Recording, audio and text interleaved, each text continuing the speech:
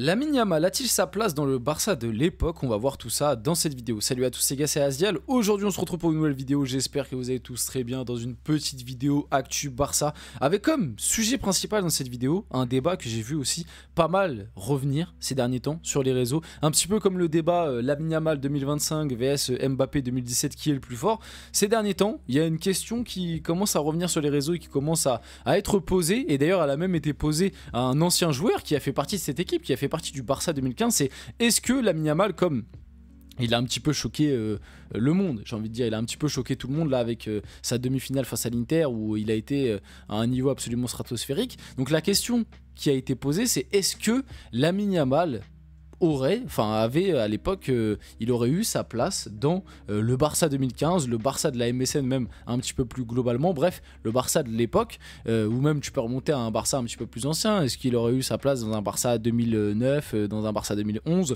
Donc on va voir tout ça dans cette vidéo, on va aussi parler bien évidemment d'autres actus autour du Barça. C'est une question que je trouve intéressante parce qu'en même temps, au-delà du débat un petit peu Lamine Yamal vs la MSN, est-ce que Lamine Yamal aurait pu jouer, etc., etc., ça va permettre aussi de faire un petit peu un débat sur le foot actuel vs le foot d'avant. Vous allez voir, on va développer pas mal de petits trucs. Donc avant que la vidéo commence, n'hésitez pas à liker, commenter, partager et vous abonner. Ça fait toujours plaisir, ça aide pour le développement de la chaîne. Je remercie comme d'habitude bien évidemment tous ceux qui le font. Et puis nous, on va pouvoir y aller dès maintenant et discuter un petit peu de Lamine Yamal, de la MSN aussi. Ça va permettre un petit peu de revenir à l'époque, de se remémorer quelques trucs, de parler un petit peu de la MSN. Parce que oui, comme je l'ai dit, le débat a été posé un petit peu sur les réseaux ces derniers jours. Avec cette prestation, n'empêche, Lamine Yamal, il a fait poser beaucoup de questions. Hein. On a commencé à dire Lamine Yamal 2025 vs Mbappé, est-ce que Lamine Yamal pourra dépasser un jour Messi, etc., etc.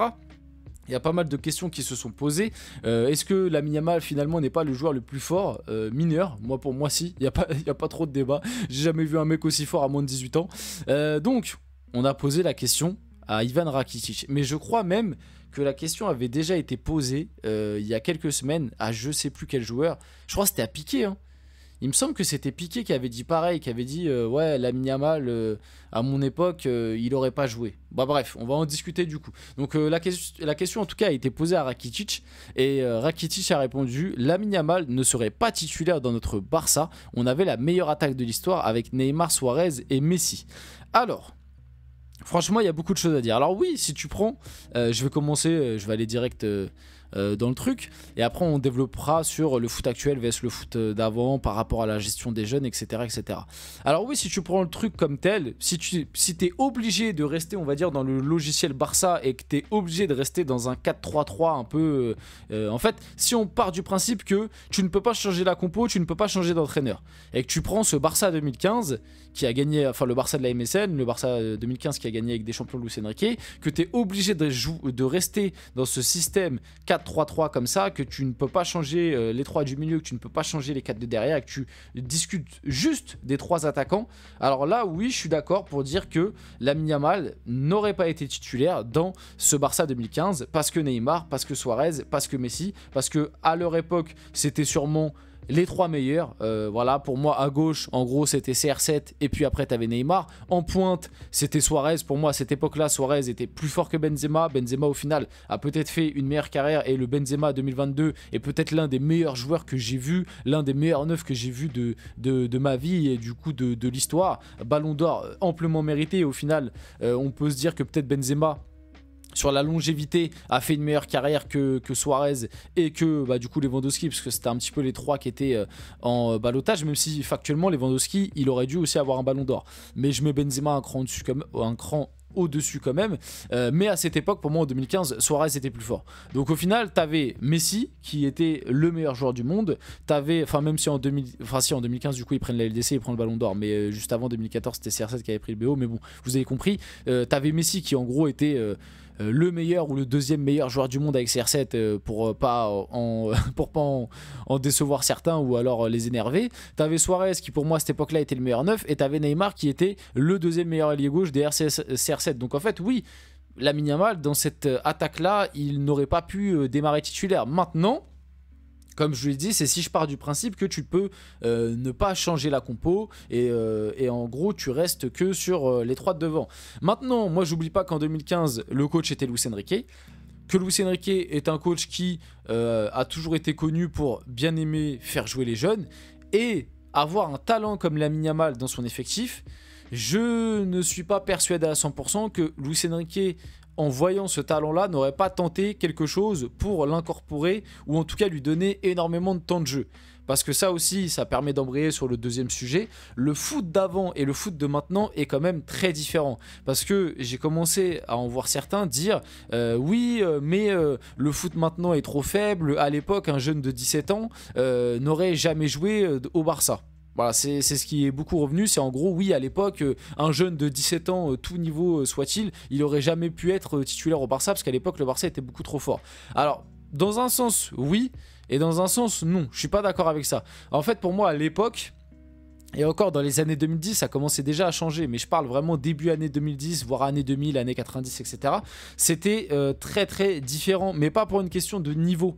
C'est-à-dire que pour moi, à l'époque, un Lamine Yamal, tu lui mets le même niveau, il n'aurait pas joué dans des grandes équipes pour la simple et bonne raison que c'était pas une question de niveau, c'était juste une question de respect, de respect des anciens. C'est-à-dire qu'en fait, à l'époque, il y avait beaucoup, et au final, pour moi, c'est une erreur parce qu'en fait, on parle plus de football, on parle uniquement plus t'es vieux, plus tu dois en gros être titulaire. En fait, c'était un peu plus ça à l'époque, dans le sens où, regardez, vous allez comprendre. À l'époque, un jeune de 17 ans, de 17, 18 ans, même jusqu'à 20 ans, en vrai, tu peux même prendre jusqu'à 20 ans. À l'époque, quand tu avais 19 ans, tu étais vu comme un très très jeune, 19-20 ans.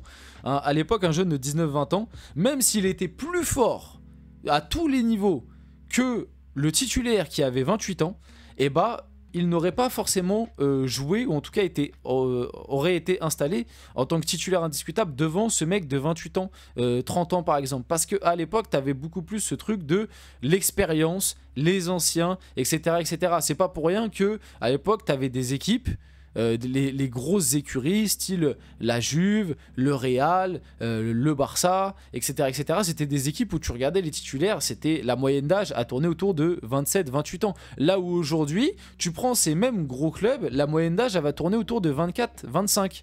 Tu vois, en fait, le football s'est rajeuni. Pas parce que aujourd'hui le niveau est plus faible qu'à l'époque, c'est juste que aujourd'hui on n'a pas peur d'envoyer un mec de 17 ans, 18 ans titulaire. Regardez le PSG, Luis Enrique, il a pas peur d'envoyer un Désiré Doué titulaire. Alors que Luis Enrique, dans son effectif, il avait un Marco Asensio. Je suis quasiment sûr que tu mets le même effectif il y a 20 ans, un coach, il te met Marco Asensio devant un Désiré Doué, pas parce que Marco Asensio est meilleur, c'est juste parce que Marco Asensio, bah voilà, il a de l'expérience, il a fait sa carrière au Real Madrid, il a gagné avec des champions, et puis voilà, il a 27-28 ans, il arrive dans la force de l'âge. Désiré Doué, il a que 19 ans, il va rester remplaçant parce qu'il a le temps. 19 ans, on va commencer à le faire jouer vers 21-22 ans. Alors que Désiré Doué est plus fort. Tu vois ce que je veux te dire? En fait, c'est le football à l'époque réfléchissait plus comme ça. Donc, par rapport à la question de base, est-ce que Lamine Yamal aurait pris la place à Neymar, Suarez, Messi? Non. Par contre, est-ce que Lamine Yamal aurait pu gratter une place de titulaire, peut-être avec un changement tactique, par exemple passer sur un 4-2-3-1 et tu mets Messi un peu plus dans l'axe, c'est quelque chose qui aurait été possible? Là, oui. Mais le football de l'époque ne l'aurait pas permis parce que un jeune de 17 ans, c'était dur de l'incorporer direct en tant que titulaire, alors qu'aujourd'hui on a beaucoup moins peur de le faire. Voilà, et que je prends 17 ans parce que Lamine Yamal c'est vraiment le plus gros exemple, mais tu vois, par exemple 19 ans, 20 ans, tu vois. Même si, comme je vous l'ai dit, en 2015 ça commençait à changer un peu, honnêtement ça commençait à changer un peu, mais en tout cas en termes de talent, Lamine Yamal il a rien à en vouloir à être titulaire au Barça, hein. Parce que j'en vois certains commencer à dire ouais, 17 ans, titulaire au Barça, c'est la honte et tout. À l'heure actuelle, Lamine Yamal, il est top 3, top 5 meilleurs joueurs du monde. Donc je vois pas qu'il ait 17 ans ou qu'il ait 22 ans. Le truc qui est factuel, c'est qu'il est dans le top 5 meilleurs joueurs du monde. Tu vois ce que je veux dire? Donc bref. Petit débat aussi sur la charnière Inigo-Pau Cubarsí. C'est top combien au monde? C'est très fort. Alors moi honnêtement, Pau Cubarsí, exceptionnel. D'ailleurs, je trouve qu'on n'en parle pas assez. C'est peut-être que c'est tant mieux pour lui, parce que du coup, il continue sa carrière un peu dans l'ombre, etc. Il peut tranquillement s'affirmer, mais il est trop fort. Franchement, il est vraiment beaucoup trop fort. Même sa qualité de relance et tout, j'aime beaucoup le joueur. Mais moi, surtout, celui qui m'impressionne cette année, c'est Inigo Martinez. Parce que j'ai vraiment l'impression qu'Inigo Martinez, c'est le capitaine, le soldat de cette défense, et que je m'y attendais pas, en fait. Je m'y attendais absolument pas. Moi, je pensais que la défense titulaire au début de l'année, ça allait être Cubarsí, Araujo. Au final, Inigo Martinez, il a pris cette place, il l'a plus lâché. et il fait juste partie des meilleurs défenseurs centraux au monde cette saison. Et je pensais jamais dire ça d'Inigo Martinez, surtout arrivé à 32-33 ans. C'est très très fort ce qu'il fait. Honnêtement, c'est très très fort. Et du coup, cette charnière c'est top combien? Franchement, je sais pas c'est top combien exactement, mais je pense que pareil, cette charnière, elle doit être top 5. Top 5 facile, parce que moi, je mets la charnière d'Arsenal, Gabriel Saliba.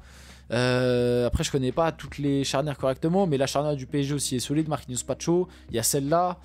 Il y a qui d'autre comme charnière? Bon, l'Inter, c'est une défense à 3. Mais bon, bref, vous avez compris, c'est très très solide. On finit la vidéo là-dessus. J'espère que cette vidéo vous a plu. Si c'est le cas, n'hésitez pas à liker, commenter, partager, vous abonner. Les gars, c'était Azial. On se retrouve très rapidement pour une prochaine vidéo.